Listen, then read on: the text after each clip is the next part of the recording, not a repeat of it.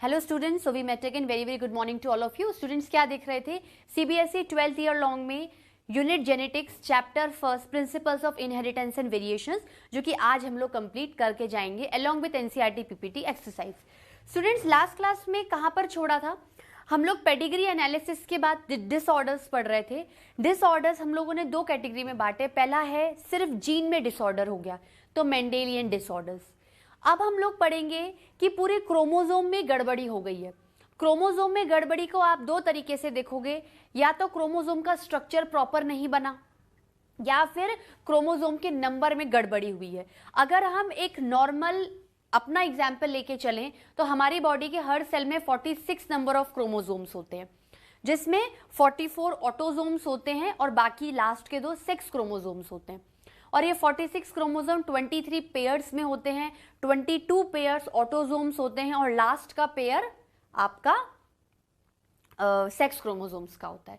तो इसी तरीके से अगर हम बांटें इसको, तो क्रोमोसोम के नंबर जो एवरेज नंबर है, जैसे 46 एक नॉर्मल रेगुलेटरी नंबर है, तो या तो क्रोमोसोम का नंबर डिक्रीज हो जाएगा या क्रोमोसोम का नंबर इंक्रीज हो जाएगा। ठीक है, अब हम लोग देखते हैं, इसमें हेडिंग डालो क्रोमोसोमल डिसऑर्डर्स।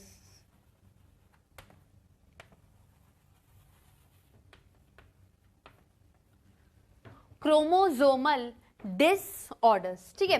क्रोमोसोमल डिसऑर्डर्स में हम लोग तीन तरीके के डिसऑर्डर्स को पढ़ेंगे। मैंने आपको कल इनके नाम लिखाए थे। देखो, ये जो डिसऑर्डर्स हैं, अगर क्रोमोसोम के नंबर में डिसऑर्डर हो रहा है, क्रोमोसोम के साइज शेप स्ट्रक्चर में डिसऑर्डर हो रहा है, तो उस डिसऑर्डर के जो सिम्टम्स नजर आएंगे, जो इरेगुलरिटीज, जो एबनॉर्मेलिटीज बॉडी में नजर आएंगी, वो सिर्फ एक बॉडी पार्ट के लिए कंस्ट्रिक्ट नहीं रहेगी, वो आपकी पूरी जनरलाइज्ड बॉडी को क्या करेगी? अफेक्ट करेगी। इसलिए जितने भी डिजीजेस हैं उनमें सिंड्रोम लगा हुआ है। सिंड्रोम मतलब मल्टीपल सिम्टम्स आएंगे इसके अंदर। क्रोमोसोमल डिसऑर्डर्स मतलब changes in size, shape, changes in size, shape and structure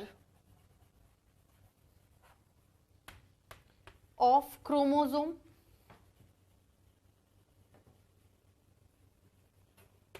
ठीक है, या फिर और either change in the या disturbance in the number of chromosomes।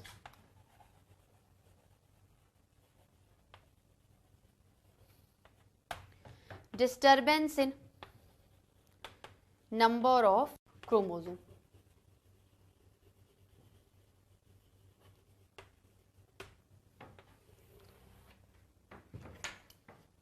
Fine. Number में क्या होगा?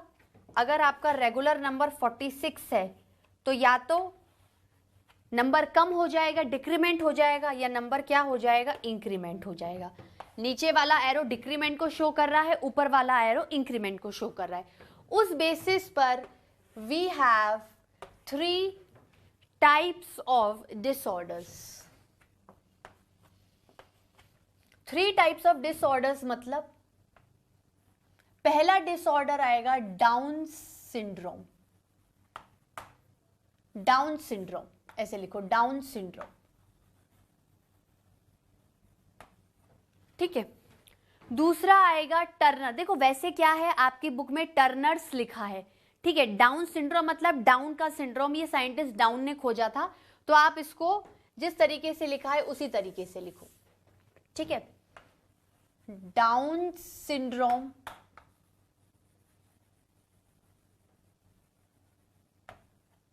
ठीक है। दूसरा आता है टर्नर्स सिंड्रोम,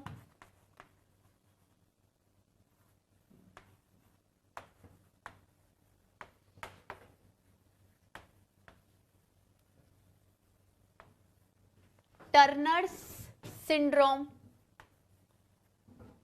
ठीक है। और तीसरा आता है Klinefelter's syndrome.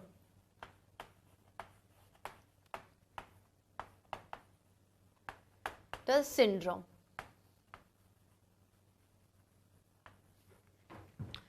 Down syndrome, Turner syndrome, Klinefelter's syndrome. ठीक है, अब देखो सबसे पहले कौन सा पढ़ने वाले हैं हम लोग? सबसे पहले हम लोग पढ़ेंगे डाउन सिंड्रोम।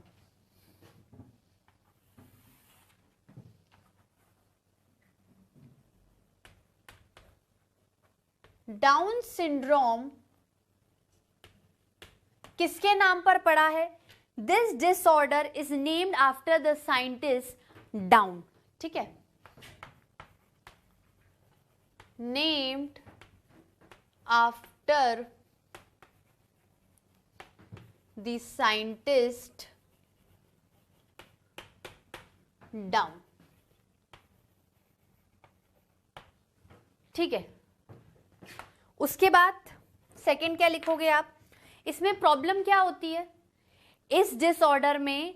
देखो जो ये जो तीनों डिसऑर्डर्स हैं ये मेनली किससे कंसर्न है? इससे मेनली ये नंबर ऑफ क्रोमोसोम से रिलेटेड है। जब नंबर ऑफ क्रोमोसोम कम या ज्यादा हो जाते हैं तो ऐसे डिसऑर्डर्स आपको अपनी बॉडी में नजर आते हैं।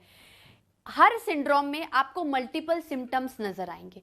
मल्टीपल सिम्टम्स का मतलब क्या होता है? बहुत सारी एबनॉर्मेलिटीज, बहुत सारे चेंजेस, बहुत सारी ऐसी चीजें जो नॉर्मली आपकी बॉडी में नहीं हो रही हैं वो इन सिंड्रोम्स में देखी जाएंगी। ठीक है, उसके बाद इसमें क्या दिक्कत होगी? देखो, इंक्रीमेंट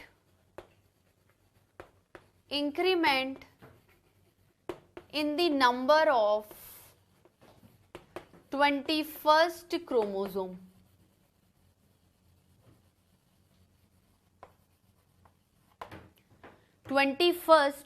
क्रोमोसोम, हर क्रोमोसोम क्या है? जोड़े में है, तो 21वां जो क्रोमोसोम है वो भी जोड़े में है। अब आप क्या कर रहे हो? एक क्रोमोसोम और एडिशनल बढ़ा रहे हो। ठीक है, तो क्या हो जाएगा? जो टोटल 46 क्रोमोसोम है अब एक की बढ़ोतरी के कारण 47 हो जाएंगे। और इस डिजीज को ट्राइजोमी 21 भी कहा जाता है। ट्राइजोमी 21 मतलब कि जो 21st वाला क्रोमोसोम था जिसमें नॉर्मली वो एक जोड़े में था, एक पेयर में था, पर उसमें एक और ऐड हो गया। तो जोमी मतलब it indicate the number of chromosome, try मतलब 3, और किस पोजीशन पे इंक्रीमेंट हुआ है वो 21st है। ठीक है, सो ऑल्सो कॉल्ड ट्राइजोमी 21। ठीक है स्टूडेंट्स, नोट डाउन कर लो। ठीक है स्टूडेंट्स, लोग आगे लिखते हैं। चलो, ट्राइजोमी 21 या फिर जो आपके जो नंबर ऑफ क्रोमोसोम्स है वो अब कितने हो गए? 47 क्रोमोसोम्स। समझ में आ रहा है स्टूडेंट्स? कोई दिक्कत तो नहीं है? दिख रहा है अच्छे से? चलो, पीछे वाले बच्चे कृपया जागिए, मत सोइए। ठीक है, अब देखो क्या है कि अब डिसऑर्डर तो हो गया बॉडी में। अब आपको समझ में कैसे आया कि मुझे डिसऑर्डर हुआ है, मुझे डिजीज हुई है? आपको कुछ एबनॉर्मलिटीज दिखेंगी अपनी बॉडी में। जो भी नॉर्मल चीजें होंगी उनसे हटके आपकी बॉडी में कुछ एबनॉर्मल चीजें क्रिएट होंगी, जिसकी वजह से आपको लगेगा कि ये प्रॉब्लम मेरे अंदर नजर आ रही है। तो सिम्टम्स की अगर हम बात करें,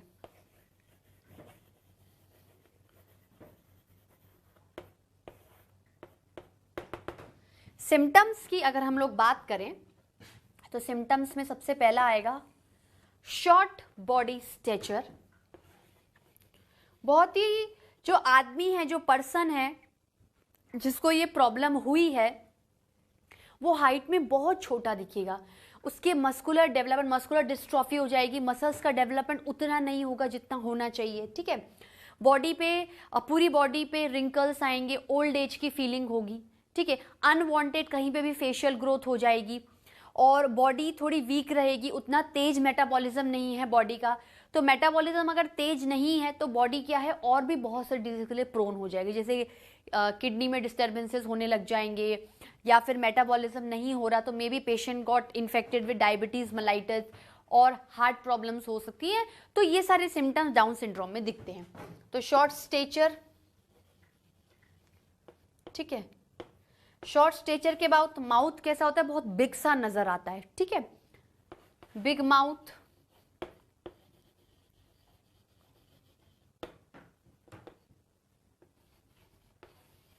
तीसरा, बिग माउथ के बाद wrinkled body,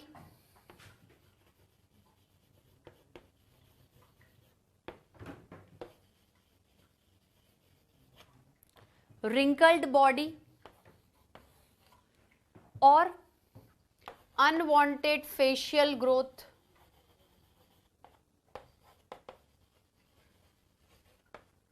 unwanted facial growth, body में कहीं पर भी हेयर्स का आना। फिफ्थ क्या होगा आपका? वीकनेस,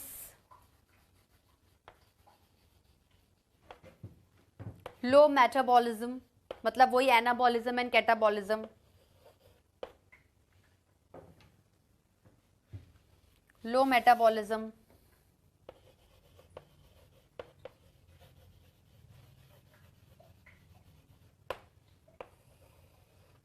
लो मेटाबॉलिज्म, ठीक है। और क्या हो सकता है लो मेटाबॉलिज्म के साथ? अदर सिस्टमिक डिसऑर्डर्स, सिस्टम से, जैसे एक्सक्रीटरी सिस्टम से रिलेट हो गई, ठीक है, हार्ट से रिलेटेड हो गई, सर्कुलेटरी सिस्टम से रिलेटेड हो गई।